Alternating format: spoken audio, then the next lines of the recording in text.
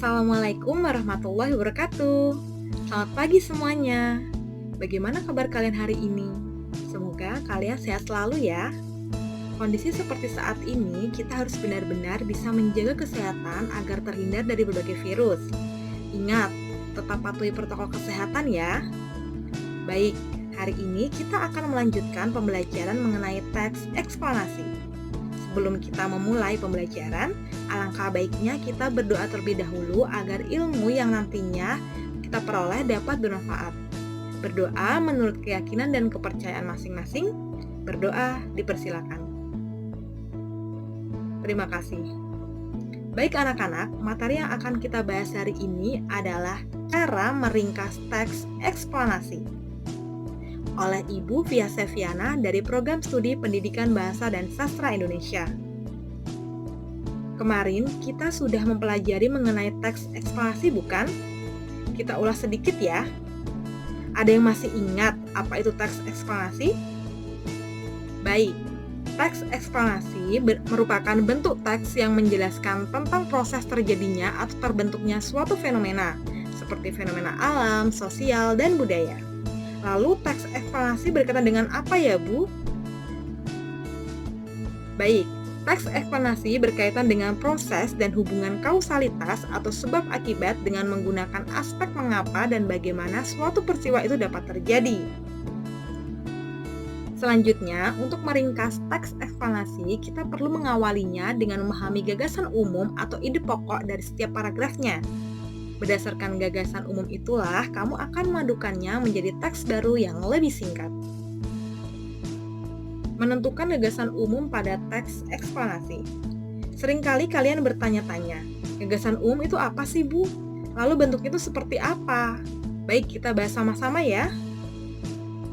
Gagasan umum atau gagasan pokok adalah ide dasar atau sebuah inti pembahasan yang tertulis di dalam sebuah paragraf.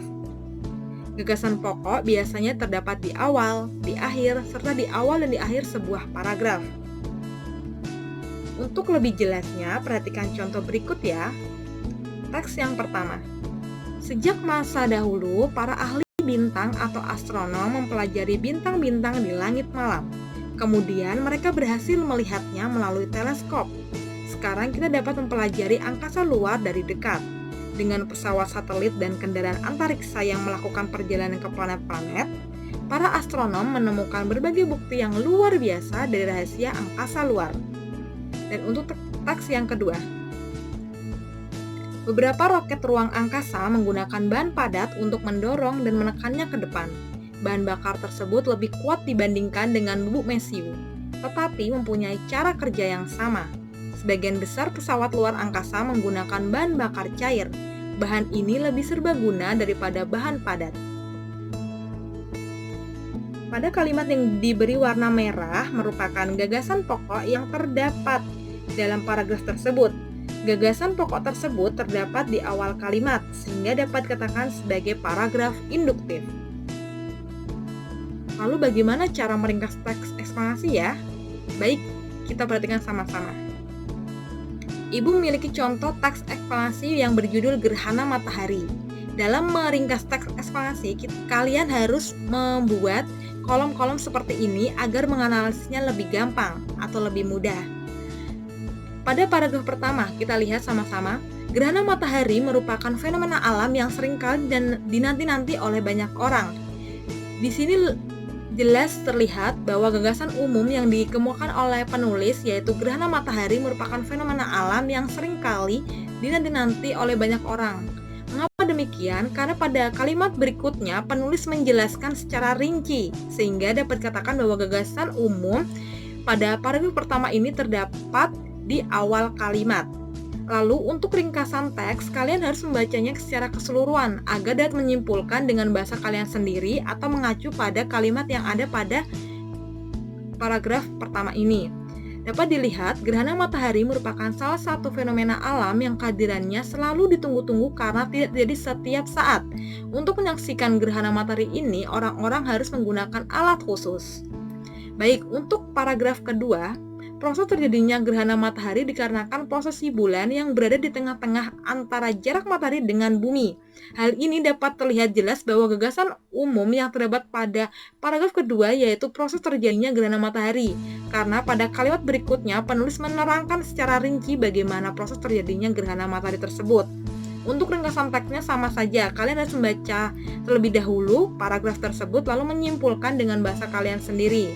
Untuk paragraf ketiga, kita lihat. Terlihat bahwa gagasan umum terdapat pada awal paragraf atau awal kalimat sehingga dapat dikatakan sebagai paragraf induktif.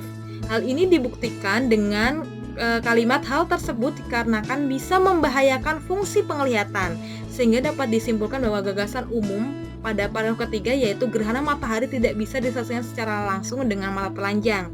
Begitupun dengan ringkasan teksnya dapat disajikan bahwa gerhana matahari tidak bisa disaksikan secara langsung dengan mata telanjang karena dapat merusak retina mata dan nantinya dapat mengakibatkan dampak yang buruk. Berikut anak-anak cara meringkas teks eksplanasi. Jika nanti ada yang ingin ditanyakan atau memberikan tanggapan terkait pembahasan yang Ibu sajikan, kalian bisa meninggalkan di kolom komentar ataupun menanyakan langsung dengan Ibu. Seperti itu ya anak-anak. Bagaimana? Mudah bukan? Baik. Sekarang silahkan kalian berlatih untuk menentukan gagasan umum dan meringkas teks eksplanasi yang telah kalian miliki. Tugas ini dikumpulkan besok, yaitu pada pertemuan berikutnya. Terima kasih semuanya. Semoga apa yang Ibu sampaikan hari ini dapat bermanfaat. Dan kalian tetap semangat dalam mengerjakan tugas, karena tugas itu dikerjakan dan tidak boleh menunda-nunda pekerjaan. Sekian yang dapat Ibu sampaikan. Wassalamualaikum warahmatullahi wabarakatuh. Terima kasih semuanya.